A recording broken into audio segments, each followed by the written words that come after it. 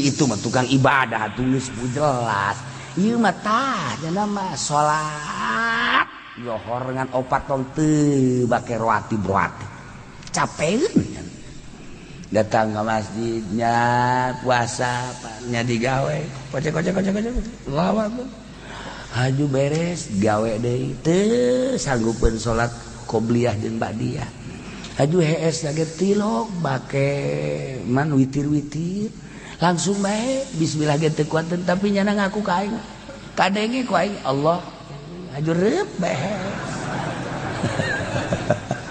tah eta teh halim aing aris aing gopur aing geus malaikat eta teh hamba aing teh bulan Ramadan teh agung kedah karasa keagungan bulan Ramadan ari nu ibadah mah atuh geus puguh ieu mah nya mah sakikituna teh ibadah ku agungna aing nyiptakeun bulan Ramadan kaarisan jeung kagofuran aing keuna karasaeun kajana kundu hees maca Allah doang kasorgakeun Allahumma sholli ala Sayyidina Muhammad wa ala ali Sayyidina Muhammad samping eta deui khudulillah puasa teh DPDP ka Gusti Allah wa tahajjudu fi layalihi ayat tahajud di pentingna tahari lilaitil gadil azimatil gadar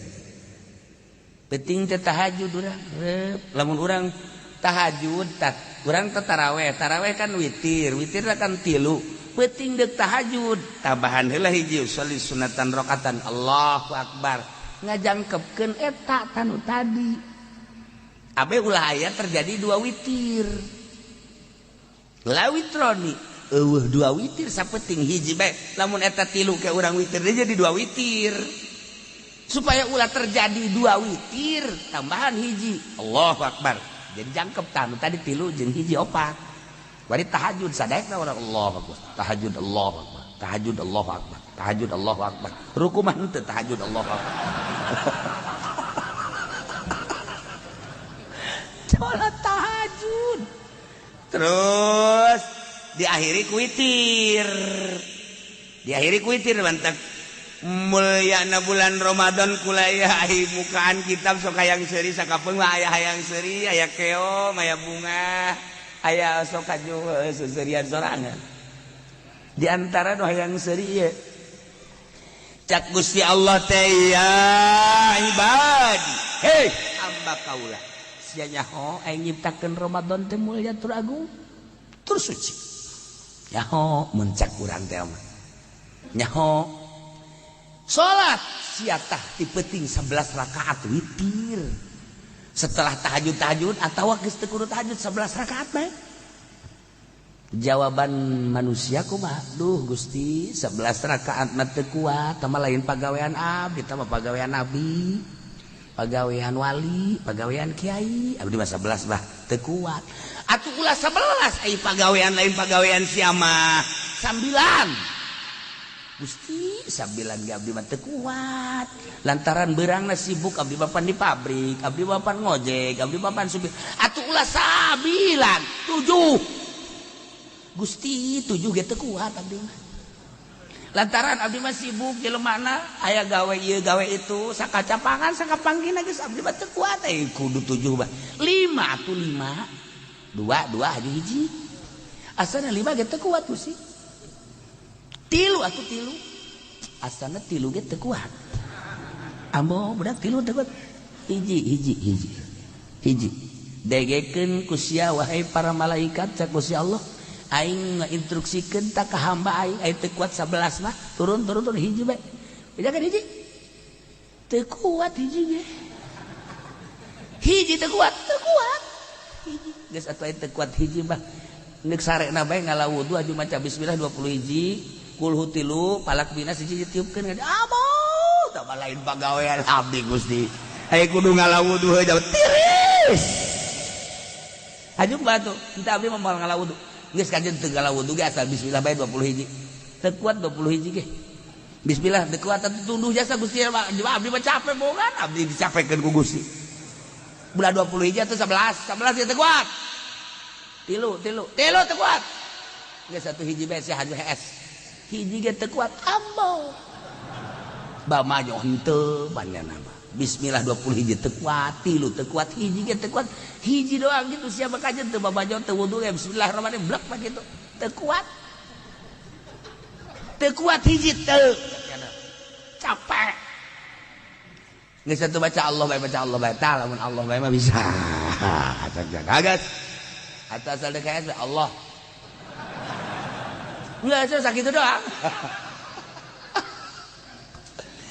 tapi eta cakus ya Allah wahai para malaikat hamba aing teu pohara masih keneh ngaku bahwa aing pangeran disagedeungeun eta mah loba jelema nu teu ngaku bahwa aing teh pangeran tuh Katolik cenah mah teu ngaku aing pangeran tuh Protestan teu ngaku aing pangeran tuh Kristen teu ngaku ka aing pangeran dihiji-hijikeun Tritunggal nanaonan budak Konghucu jeung sajabana teu ngaku ka aing tapi si eta mah jalah beurangna teh kaon di pabrik bae si eta mah lelah ngojek bae si eta mah lelah titah 11 rakaat ge teu sanggupeun titah wudu ge deuk sarena teu sanggupeun titah maca bismillah 20 hiji ge edan ngajebiat titah hiji doang maca bismillah teu sanggupeun ngan Allah doang hebat amat eta jelema datang ka ngaku ka aing masyaallah asana moal anu maca bismillah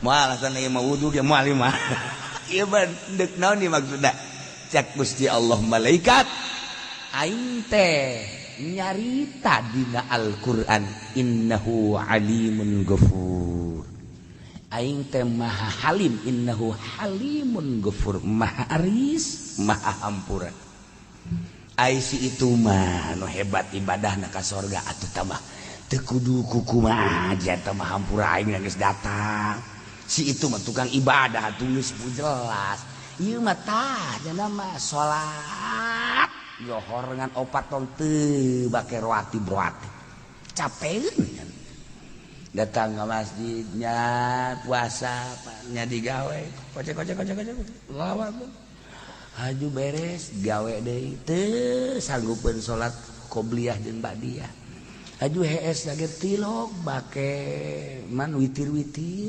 langsung bae bismillah ge teu kuat tapi nyana ngaku ka aing kadenge ku aing Allah haju reup beres tah eta teh halim aing aris aing gofur aing geus malaikat eta teh hamba aing teh bulan Ramadan teh agung kedah karasa keagungan bulan Ramadan ari nu ibadah mah atuh geus puguh ieu mah nyana mah sakikituna teh ibadah ku agungna aing nyiptakeun bulan Ramadan kaarisan jeung kagofuran aing keuna karasaeun ka jana kundu HS maca Allah doang kasorgakeun masyaallah asana ieu mah ieu asana lain berarti orang kudu ngurangan ibadah ku agungna Ramadan datang ka kos kitu ku istimewana Gusti Allah menyikapi Ramadan datang ke jelema nu ngaku Allah doang nggih bari puasa keagungan Ramadan supaya karasa sapuasa-puasana doang salat teu make qobliyah jeung ba'diyah teu make salat-salat nu sejen agungna Ramadan bener-bener penyucian dosa bener-bener penyucian kakotoran penyucian pembersihan kadurat kena karasaeun cukup ku pengakuan ka Gusti Allah puasa di bulan Ramadan salat anu 5 sorga sakitu alhamdulillahirabbil alamin tapi loba kene sakitu ge nu teu maca Allah aja neuk HS teh kan ke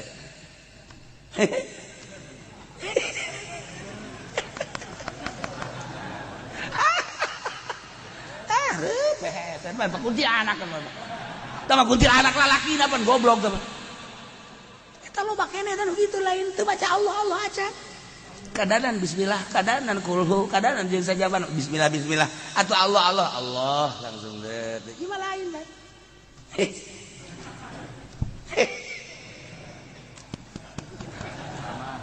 aduh mama di mana mama boro-boro baca Allah itu mah geus langsung gleng eta mah lamun paeh langsung diseren ka neraka tah mah Ya Allah ya Rabbi eta aya keneh teh nu kos ka sing ade pareman apena pigape komo bulan Ramadan mah bulan suci banyak kurang di kotoran kadanan cara batur berang sekali tamat peting sekali tamat jadi berarti sapoe sapeting 2 kali tamat dongeng doang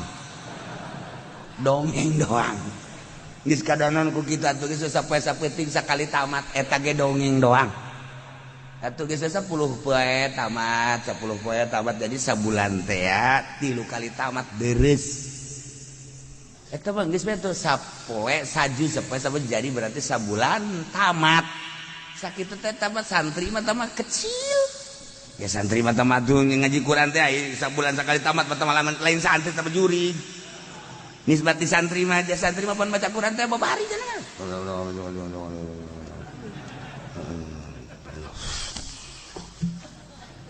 babaturan naon Quran dibaca duh kusiat kadenge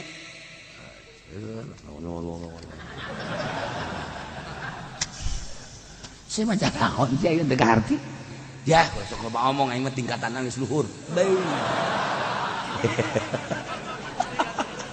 orenganan asal aya babaturanna kos kitu jana mah aya mah tuh tilok wes geus aya baturanna tetap menang 2 poe teh kajol kudu binas mah dikeun saya tamat ieu atuh aing ngaranna ge sia bener eta tamat masyaallah Allah maha uninga geus kejam jasa eta enggak bohong geus tegep jasa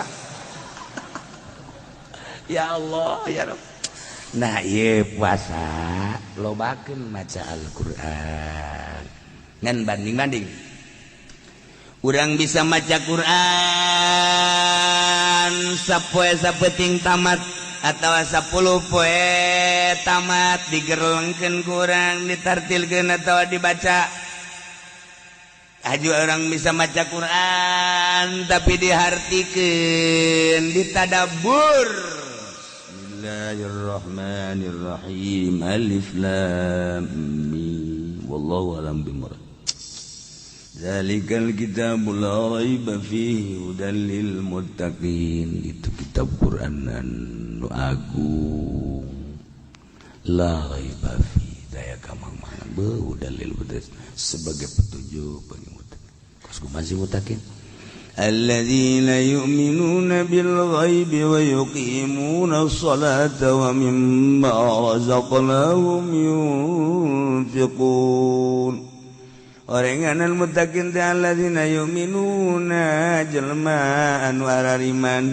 bil ghaibi kanu maha gaib Allah wa yuqimuna shalah dan selanjutnya dihartikeun da kurang make terjemahan anu geus menang naseh ulama-ulama urang tak urang sabulan tamat bari ditadabur jeung nu 3 kali tamat bagusan eta urang lambat ka tamat tapi dihartikeun ku urang jeung nu sapoe sapeting tamat sapoe sapeting bagusan eta mending dibaca ku urang lalaunan dihartikeun urang tadabur ngaranna hartikeun urang endeu geus menang naseh ieu teh ge geus dan kitu ngaranna ditandatangani ku pentaseh di antarana eta baruan bali masuk nah lalaunan kajian teu tamat ge malah teu tamat tapi ku urang dihartikeun eta nu hebat engke ge bakal aya ge karasana ka awak lain deui dihartikeun mah urang jadi nyaho dibandingkeun jeung nderong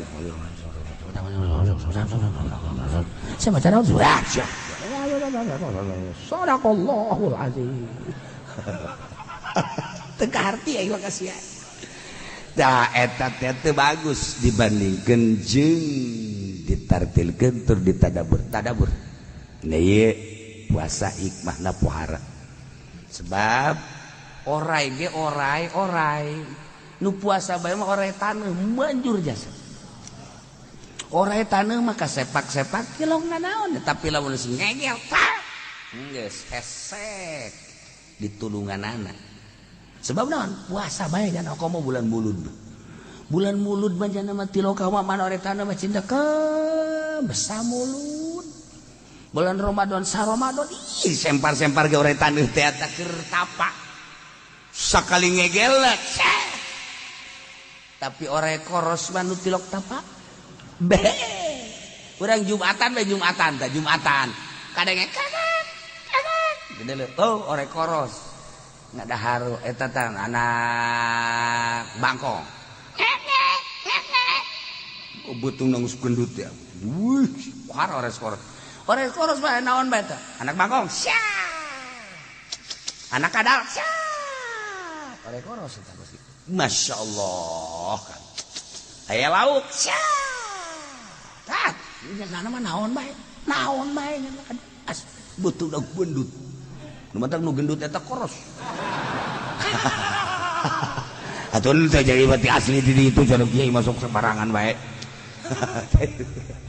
nah nu anehna aya santri baheula di dieu teh aya santri eta teh digegel orek koros aduh si adu-aduan dia teh nyeri cek dah ditarik ku babaturan kuntuna murah kuntu orek koros murah di dieu tak eta teh orai nu tilok puasa orai koros orai babi orai cai teh orang tahu sekarang itu eta tilok puasa teu manjur orai kadut nah eta orai kadut itu nah nya namanya orai kadut meureun mana sayuni meureun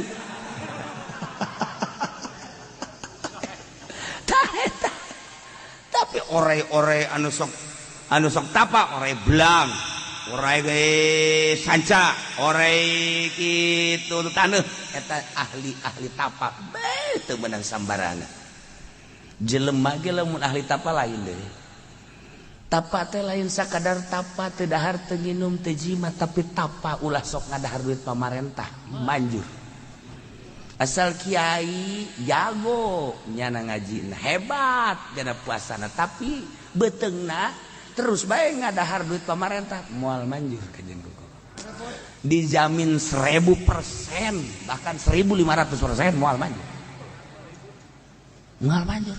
bae kajen kuku ngali beteung teu ditapaan tapa teu dahar teu kitu budak leutik ge bisa tah lamun aya HP ulah hayang tapa tati HP manjur urang mun boga TV renyek jual manjur ganti iya hayang manjur ulah hayang manjur hayang ka Allah bae tapi eta praktekna seperti kitu kaditu mah kaditu kan geus biasa teh hayang nanaon ge teh hayang ningali jelema ge biasa bae maksudnya biasa bae ningali awe ge biasa bae nu gelis-gelis jore-jore biasa bae atuh nu gelis-gelis jore-jore kumasih kiai cenah atuh kitu wae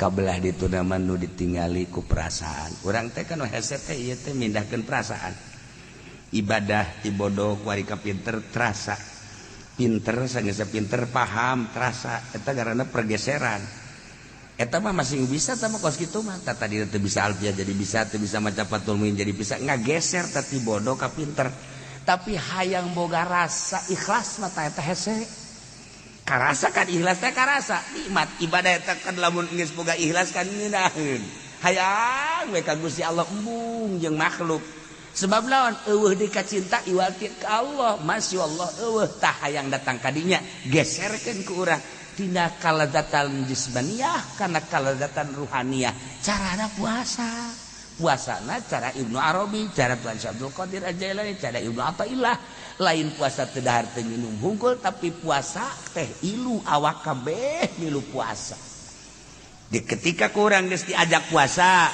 ngageser tina puasa awam menjadi puasa khos teu dahar teu nginum teu jima awak kabeh anggota diajak puasa qalbu di ka Allah keun ngaranna puasa khos ilah puasa nu lain sambarangan anu engke Allah bakal mere kanikmatan tah di bulan Ramadan cara nu tadi ge geus menang pangampura sakadar pangampura ku gedena agungna sucina Ramadan eta ku inget bae geus ka Allah nyahoeun bahwa eta teh ngaku ka aing eta teh geus menang pangampura eta ku gedena Ramadan komo lamun ku urang dimanfaatkeun lantaran turunna Al-Qur'an ge di bulan suci Ramadan beuh lain leutik-leutik diintip Ramadan teh ku ahli Allah mah timbul ucapan Kangjeng Nabi man fariha bidukhuli Ramadan haramahullah jasadu ala niran ku bungah doang ge deuk asup bulan Ramadan geus haram ka neraka awakna ku bungah doang masya Allah ku sebab naon ayam rahmat jeung magfirah Allah di jero Ramadan seakan-akan Allah teh aya di bulan seakan-akan hayang bae geura asup ke bulan Ramadan bakal karasa indahna Ramadan rahmat Ramadan segala rupa kesucian Ramadan terasa bunga dek menghadapi Ramadan. Pandai lain kitu di lembur mah. Woi, di Cilongok geus penutupannya geus teh Ramadan deui. Hutang tahun kamari ge can kabayar. Pamajikan aing kabekan, bo budak meuli baju can kabayar pan dek lebaran deui bo pencit teh beheug aing. Aya nu ngomong kos gitu. Tapi lain urang Cilongok lain. Urang Cilongok mah kabehan bae eta. Caritakeun teh hutang aya nu kieu bae ngirain sih bulan Ramadan mah sakira teh kunaon ngabuburit ka Citra ka Puri aya nu kitu aya anu Ramadan mah ngirain sih ya sokna loba nu marere pembukaan segala rupa ge geus aya macam-macam biasa da urang mah belajar ku ari ngabersihan awak ngabersihan batin engke Allah bakal merek Lailatul Qadar dina teu merekna boga kesejukan. Ieu lamun dibahas panjang tentang bulan suci Ramadan, ieu maka istimewaana bae la khulufu famu shaim adyabu indallah min dhil miski. Yakin ambe sungut nu puasa leuwih seungit tibatan minyak bisi. Coba ge jelema nu puasa ambar ha. Ayo coba ha kan Kangjeng Nabi bisa ngabohong ya kan ucapan Kangjeng Nabi cak Kangjeng Nabi la khulufu pamisaim atyabu ambeuna sungut jelema nu puasa leuwih seungit tibatan bisik coba ha ampun ucapan Kangjeng oh macana atuh indallah menurut Allah leuwih seungit tibatan minyak misik aya menurut jelema mah pan aya nafsu geus ku nafsuna bakal bau tapi ku malaikat mah ka mah seungit sebab eueuh nafsuan geus malaikat teh lamun urang puasa urang maca kaluar teh seungit malaikat teh di dieu resepeun cek Gusti Allah leuwih seungit tibatan minyak misik urang nu mantak kurang data ka bau urang ge lamun luhur mah seungit lantaran urang mah handap bau nah dia kahayang nafsu ngaranna eta lah nu ngahalangan jadi lamun urang loba kahayang eta loba halang kacang tanah eta teh maca zikir ka Gusti Allah maca tasbih ka Gusti Allah wa in min syai'in illa yusabbih bihamdi walakin la tafqahun tasbihahu ngan urang teu nyaho kana maca tasbihna kacang teh kacang lamun ngagoletak eta baca tasbih subhanallah kacang nu ngagoletak sama sok macam kacang segala rupa ulah haju sia mah kaditu bae kacang teh kacang ngagoletak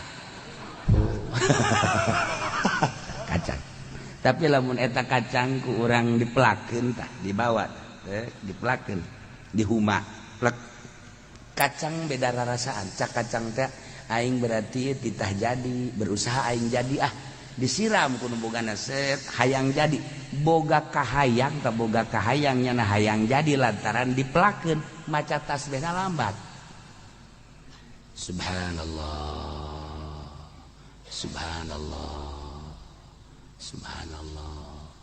ketika jana merontak kan dipupuk tah sanes dipupuk kan nyana boga perasaan kan ngomong nu mantak maca tasbih ge kan ngomong ke Kangjeng Nabi makan kadenge segala rupa ge kadenge kobok Kangjeng Nabi Sulaiman maka angin bisa diajak ngobrol ke Kangjeng Nabi Sulaiman maka Kangjeng Nabi Sulaiman angin ge bisa diajak ngobrol angin atuh komo deui benda-benda nu sejen jas sireum ge begitu diutus ka Kangjeng Nabi Sulaiman geus dibejaan ku Gusti Allah Sulaiman aing bakal ngutus sireum ka anjeun oh mun mana sireumna memeh kapanggih nu di jalan teh nu loba kan sireum datang heula ka Kangjeng Nabi Sulaiman kan ngobrol jeung Kangjeng Nabi eta sireum bae ngobrol masyaallah karim nah urang lamun puasa bae bakal dibere ceuli Kangjeng Nabi Sulaiman bakal diberi lisan Kangjeng Nabi urang dan lain sebagainya. Berarti kan diberi maziah nu luar biasa. Kacang ku sebab boga kahayang lambat kata dina mah subhanallah subhanallah subhanallah.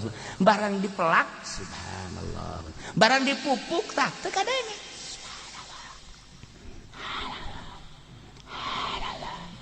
Barang jadi maka dinya sat geus baca tasbihna geus teu kadenge ku sasaha. Teu kadenge. Eta naon eta? Eta teh kahayang kacang bae boga kahayang teu kuateun maca tasbih. Maca mah maca ngan teu kadenge kurang. Lamun dibukakeun hijab kan kadenge kulantaran nyanana boga kahayang teu kadenge. Urang ge urang lamun eueuh kahayang hiji bae ka Allah. Ieu dengan sendirina mata ka Allah, celi ka Allah, kabeh ka Allah nu mantak disucikeun deui ge ku wali supaya dikaallahkeun. Eta teh abeh giraheun. Ketika loba kahayang mata boga kahayang mun teu geulis embung neuleu. Celi boga kahayang mun teu merdu embung ngadengekeun. Irung boga kahayang mun teu kitu seungit teu kitu keneh sagala rupa boga kahayang. Awak urang boga kahayang tina kahayang etalah jadi hijab urang jeung Allah. Maka di bulan puasa wayahna kahayangna rada dikurangan mun tadina urang minum teh doang di bulan puasa mah tambahan kopi susu siapa pas bae dasar jurig dipancing sakitu bage pas atuh hese ngobrol jeung jurig mah kurangan kahayang kurangan wah ieu mah geus kolot rencana meuli lepis deu ka mana manya meuli lepis aing mah geus ulah wau jeung si aing mah mun sia make lepis geus aing aing ka Vietnamkeun sia aing ye ngangon kebos ya di Vietnam sapi mah lepis bapak ranti pengangon di Vietnam mah urang jadi kebanggaan ye neraka jahanam tah leg gaul ku sia tah ieu ieu kahaya Masya Allah orai taneh micenan kahayang manjur orai belang micenan kahayang manjur orai gitu obra micenan kahayang manjur tapi orai nu tadi dicaritakeun sebab terus bae kahayangna dituturkeun teu manjur bahkan caroplok urang ge sakumaha tadi bayangan kacang jeung sajabana diri urang lamun geus galegitkeun kahayang timbul engke zikirna dengan sendirina dina zikir etalah bakal nyambung jeung nu sejen sebab nu sejen teh eueuh nu teu zikir tusabbihu lahus samawati sab'u wal ardu wa man fihinna kabeh 7 lapis langit zikir bumi zikir ketika zikir kabeh urangna zikir sebab teu boga kahayang mun urang geus teu boga kahayang kadenge zikirna langit kadenge zikirna bumi urangna nu zikir kadenge ku langit kadenge ku bumi ngahiji Masya Allah ieulah puasa kadahanan ku kitu atuh urang puasa geserkeun tina puasa awam anu beneran awamna supaya urang mendekati bae ka puasa khos geus atuh urang di bulan puasa mah ulah hutang-hutang dikuari beresan kebutuhan dapur beresan segala rupa geus urang bebeja ka pamajikan urang ari ibadah bae ka Gusti Allah nya geus segala rupa tah geus teh jang dapur tah jang dapur 50 juta cukup kan tiis kadang-kadang cek si Hindun deh bener gitu tah kiai kadang-kadang atuh geunaheun da puasa kos kitu mah tah jang lebaran 50 juta mantap tah mangos aduh Masya Allah tah jang anak 50 juta mantap tah kan geus teh kudu nikah bulan Ramadan kan balik meuli mobil ku aing korupsi deui bae pan pamajikan mah beresan tah urang geus bae ka Allah tek TV ku urang geus tutupan HP ku urang geus mulai urang hayang informasi pilpres teh kudu geus ka Allah bae ka Allah mantap teh asana witir teh lain 13 bisa 20 tilu ieu mah ngeleuwihan ieu mah bahkan Haji Pendi mah bisa terus bae geus teu make hitungan Allahu Akbar maji nah tak witir kok teu eureun selama aya jelema nu neulegeun aing mah malah eureun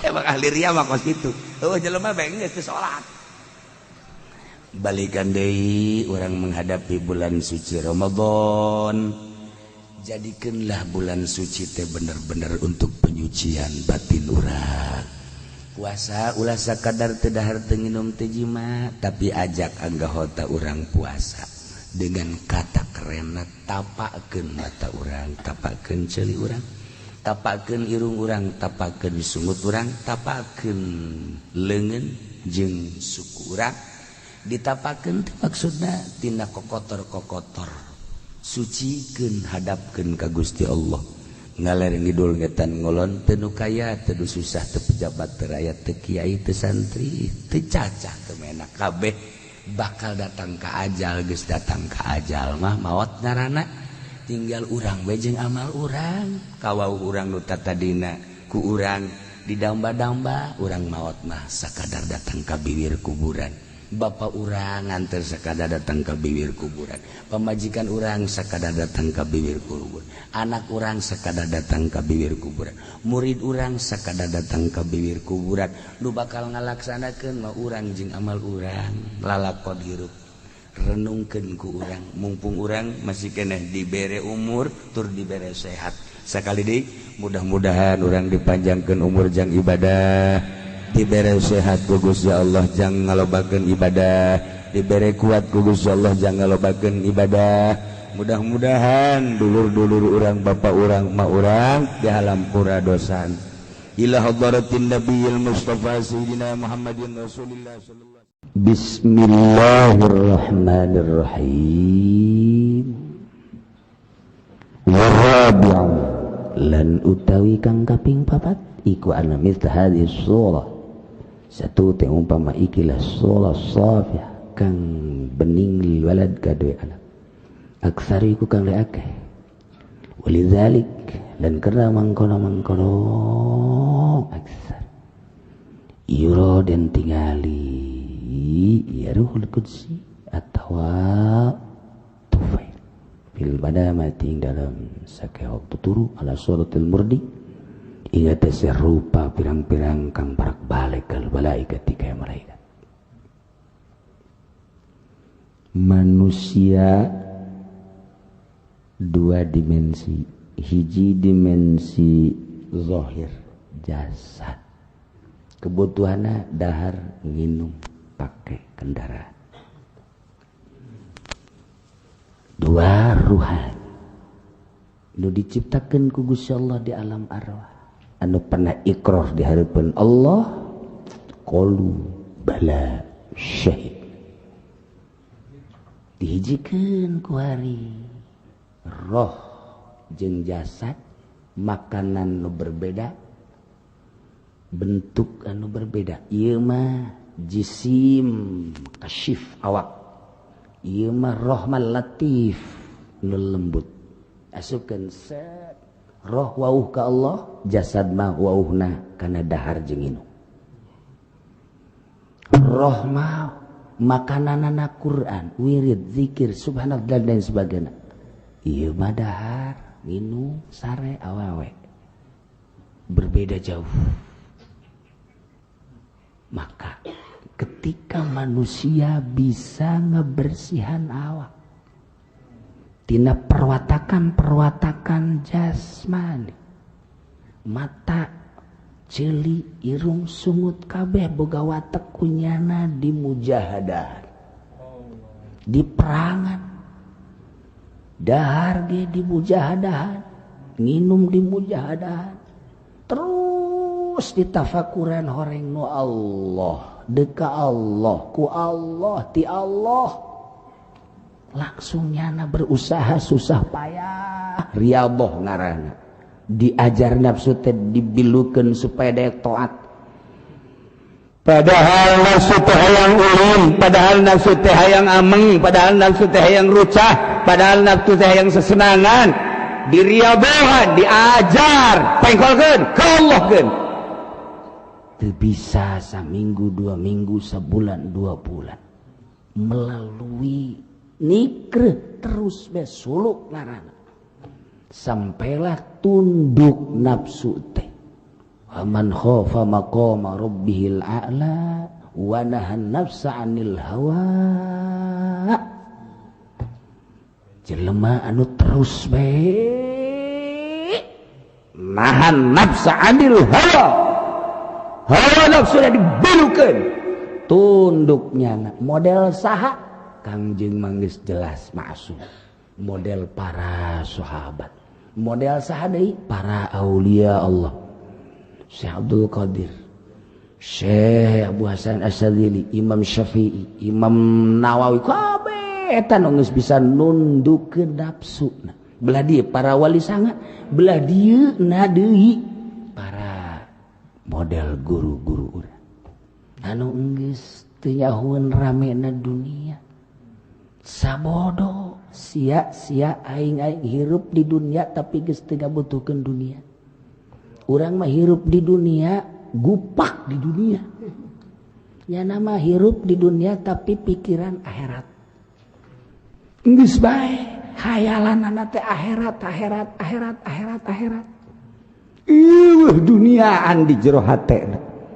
Eta teh hasil riyadhah, hasil mujahadah, hasil muhasabah, hasil tafakur. Ditafakuran ketika dunia ieu dijieun ku Gusti Allah, kemudian cak Gusti Allah sia teh jang nyoba hamba-hamba aing begitu neuleuh ka sia aing teu neuleuh saeutik-eutik jang ka sia ku jore-jorena sia. Kejaran orang kuari dunia nuku Allah dunia teu pernah dilirik, justru ku orang dihayal.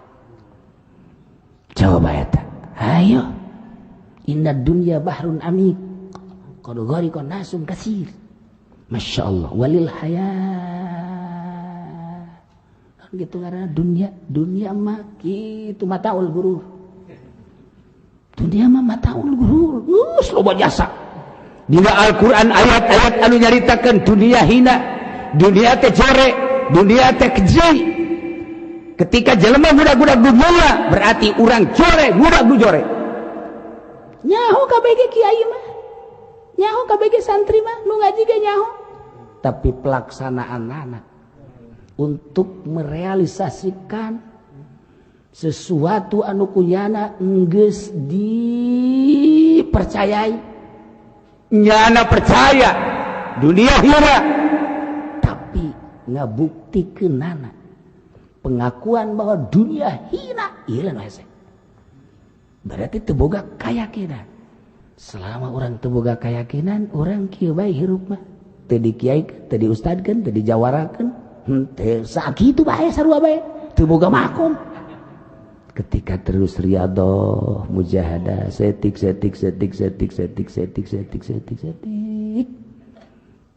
Imam Syafi'i 3 tahun.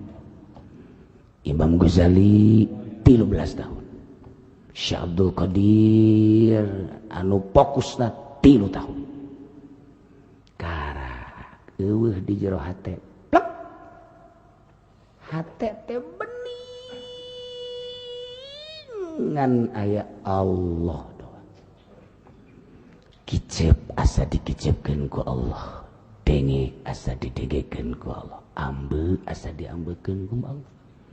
Hudang hees teh boga pikiran alhamdulillah ku Allah dihirupkeun nyanggakeun sadaya-daya poe ieu deuk dikamanakeun abdi, deuk digerakeun kumaha ku Gusti sesuai jeung nu aya di Lauhil Mahfuz. Abdi bakal ngalaksanakeun tulisan wae di Lauhil Mahfuz. Eueuh rencana sagala ngepak karung, sagala ngumbah karung, sagala ngirim karung. Eta mah jelema hina nu kos karan itu. Hitung-hitung nu hina tambah nu kos kitu. Duit datang dihitung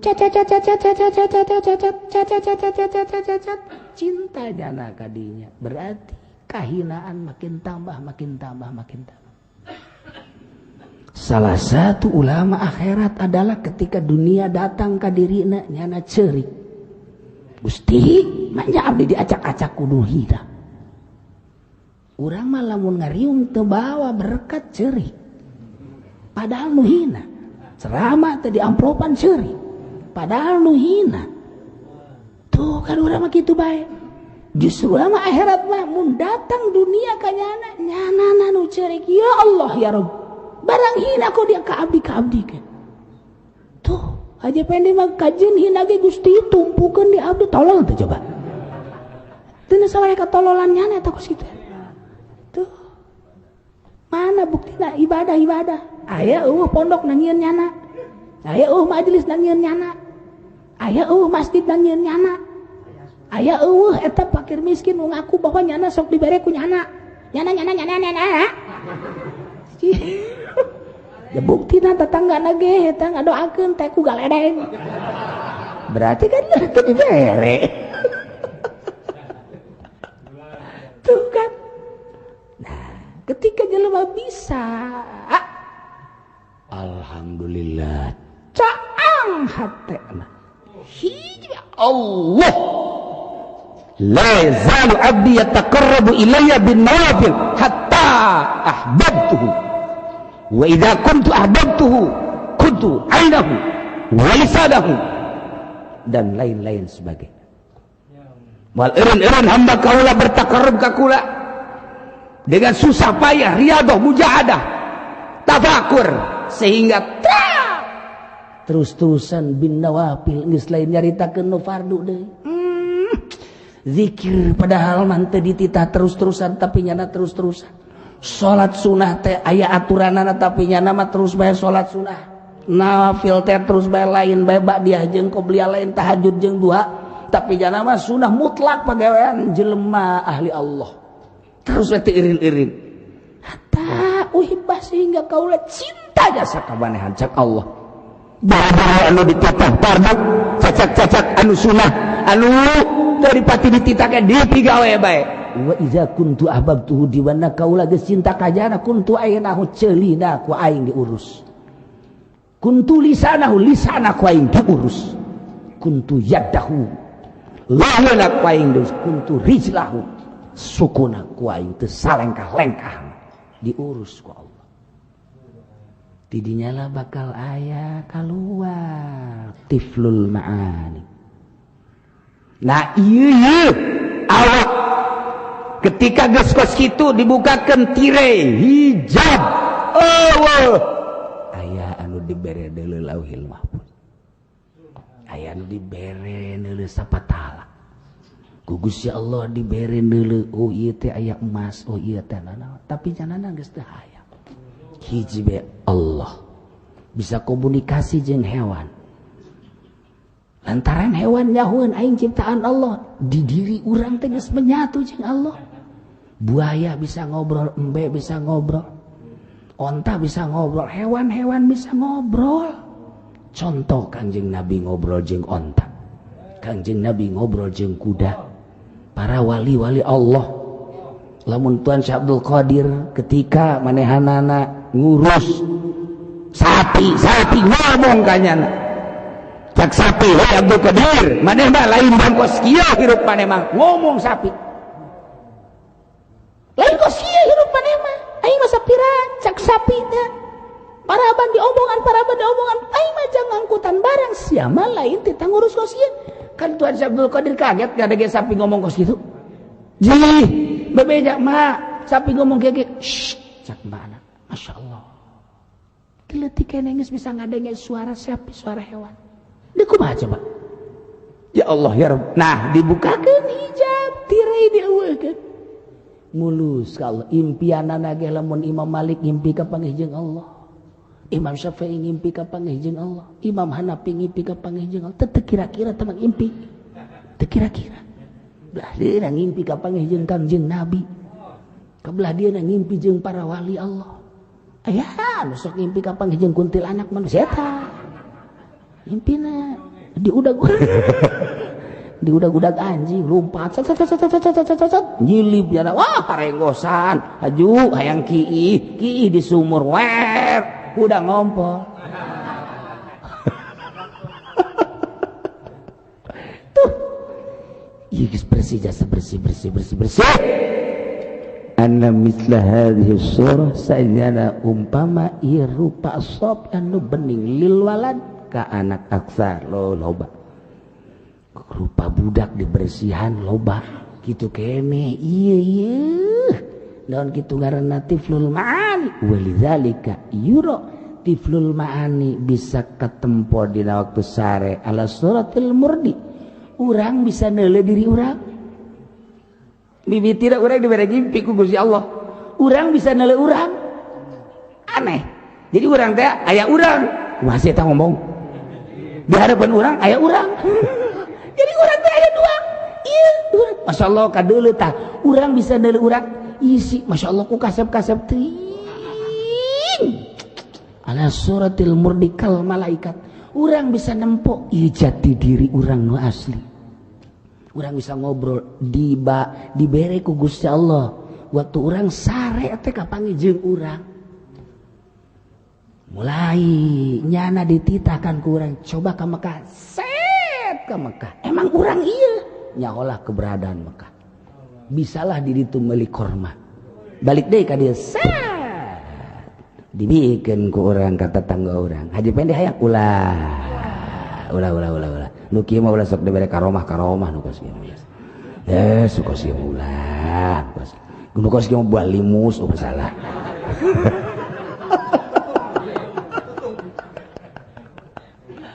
Kos gitulah. Ka mana kakalayangannya na? Jelema da aya we di dieu. Tapi eta tiflul maani bisa kumaha? Dipanggil. Berangkat di Gunung Lubnan, perkumpulan para aulia Allah sadunya. Di waktu-waktu anu tertentu konferensi saruanya naga para aulia Allah. Eta teh aya anu ka Mekah, aya anu ka Gunung Lubnan sebulan karak datang. Tiplul Maani na masih rendah kene. Anu saminggu karak datang. Tiplul Maani masih rendah kene. Aya anu 3 poe, aya anu 1 poe. Tiplul Maani datang na ke Gunung Lubnan teh ya. Eta teh macem-macem. Nah, di dinya aya anu hebat set datang. Kanyawan lah ku para wali Allah lantaran dijalankannya na ka parang. Anu saminggu bari saminggu, nu sabulan bari sabulan. Nu nyana geus ancang-ancang aing mah kadituna ti sabulan keneh, ieu mah ti setengah bulan keneh, ieu mah ti saminggu keneh. Ieu mah datang. Geus datang ka ditu kan ditunggu. Mana sih ieu raja na kutubna teh encan datang. Nah, saat anu di geus karumpul kabeh, nyana datang set. Plek. Kutubul laul. Mantap ku para wali dikajaokeun kutub si eta teh. Sebab di alam itu perkumpulan. Wah, geus beki apeng-apengan bae ngaji. Asa di mana ieu urang ngaji? Ya urang mah kumpulan teh lain di Gunung Lubnan urang mah. Kumpulan teh di Citra apa jeung tukang jagung nu antingna gede teh ya. Heh, Haji Pudali ge dinya ngagebegan milu di dinya. Jol bae Haji Pedi deres mun mayar henteu deui. Ya kumpul di lokasi kitu. Tuh batur. Kuari masih. Wa mimman khalaqna nu tadi. Lamun Allah ngadamel umat teh hiji ngan kulantaran hebat aya nu nuturkeun jadi umatun. Mungkin diciptakeun jadi organisasi, mungkin diciptakeun jadi partai. Hiji. Tilok loba wa mimman khalaqna. Umat tu yaduna. Umat anu yahduna bil haq saurang malobaan. Ngan engke kok jadi bahasa ada umat, loba nuturkeun jadi umatun. Dibentuklah organisasi jadi umatun. Moal lobaan kajen kumaha ge nu antik mah keris nu hebat paling hiji. Eta keris sudah di Haji Pendi eta mah buatan Jogja. Dipake teh ku panganten 3 sekali make. Eta keris naon teh mah kos kitu mah. Keris anu aslina mah hiji paling set. Kitu kene nu antik mah moal loba. Kiai antik hiji we. Kok dituna umatun pengikutna loba jadi umat tu yahduna bil haq. Dibentuk kunyana mungkin jadi organisasi, mungkin jadi partai. Nu kos kitu moal kebal Gus Dur ngabantuk jana. Terus PKB teu kebal. Beres dieukeun kunyana. Dikeun kamu hayamin los urusan ku sia ai bisa mah jeung ai hayang. Ai mah geus balik ka ditu. Anakna nu ngurusan nu balandar geus umilu nyana we soranganan ka ditu los mah sawodo aing mah urut aing neuk ngabebener nagara sakitu bae ai sia hayang los dibikeun geus akan teh los usia ai bisa mah sia geus aing mah teu butuh beres ummatun yahduna bil haq dijieun ku Ki Hasyim Asy'ari organisasi NU umat tu yan saurang jelemana mah Ki Hasyim. Saurang kiai nama misalnya hiji nu ngikutna loba jadi bae ummatun yahduna bil haq. Walidzalika yara bisa nilai Yura bisa kadele di impian teh, masya Allah. Etalah keindahan. Diberi impian teh ku Gusti Allah teh indah. Kapagila jeung para wali Allah, kapagila jeung guru-guru nu mursyid, kapagi beladi teh kapagi jeung Kangjeng Nabi. Atuh geus moal tanding lamun geus ngimpi kapagi jeung Kangjeng Nabi. Hese nyarita keudana kapagi jeung Kangjeng Nabi mah lantaran keindahan teh masya Allah pohara jasa. Hate urang anu kuari maca sholawat bae kuari kapagi jeung nyana. Bari macem-macem bentuk kapanggihna. Eta urang anu kapanggih ku urang kene. Urang kapanggih jeung urang. Urang teh bisa, "Ih, eta aing kok aya jadi dua." Etalah ala suratil murdi. Kumasih nu kakarak parak balik disebut kumisan jahenteu tapi disebut teu kumisan geus aya ngagelempeng bulu jarum. Disebut pada jenggotan jahenteu tapi disebut kekelemengan jenggotan aya. Atuh pan sieu mah geus peuruti. Jurig teh mah. Eta diri urang teh. Oh, urang kapanggih jeung urang ngan beda. Urang asli mah kos kieu, ieu mah kasep amat. Etalah diri urang anu hakiki, anu asli. Dibentukeun mandakal malaikat dina pada eueuh dosa. Bisa kakalayangan kumaha kun fayakun Allah dibikeun ka nyana. Innama amruhu idza arada syai'an ayyakula lahu kun fayakun. Fa subhanalladzi bi yadihi malakutu kulli syai'in wa ilayhi turja'un. Allah wahai hamba kaula kun fayakun aing dibikeun geus ya. Tah mantap ngaji kos kieu mah teu meunang nu bodoh. Waduh atuh kitu kos jadi pangeran. Tah besi kos kitu doang. Eta kakarak ge saeutik tah. Ge maksudna pengarahan kun fayakun teh kumaha? Nah ieu masih panjang keneh lalakonna. Mantap potongan kieu mah teu meunang ngaji nu kieu. Barakallahu wallahu a'lam.